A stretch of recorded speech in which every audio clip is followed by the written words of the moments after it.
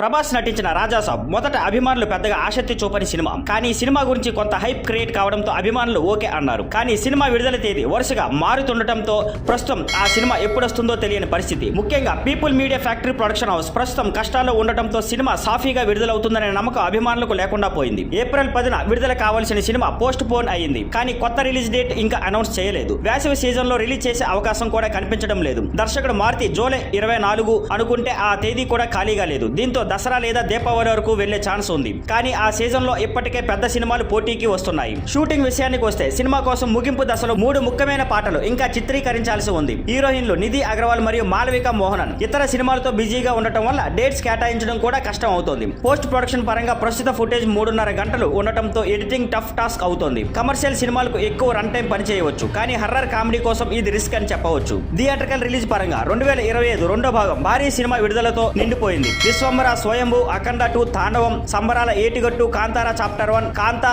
OG లాంటి big movies వరుసగా రావడంతో రాజాసాబ్ ఖచ్చితంగా సోలో రిలీజ్ డేట్స్ ఫిక్స్ చేసుకోవాలి. అంతేకాక బాలీవుడ్ రిలీజులు కూడా పరిగణలోకి తీసుకోవాలి. ఎందుకంటే ప్రభాస్ సినిమాలు పోటీ లేకుండా వచ్చినప్పుడే మంచి వసూలు సాధిస్తాయి. అందువల్ల సినిమా విడుదల సక్సెస్ అవ్వాలంటే బాగా ప్లాన్ చేయాలి. ఇప్పుడు రాజాసాబ్ టీం ఏ నిర్ణయం తీసుకుంటుందో చూడాలి. Thank you for watching. Please like, share and subscribe.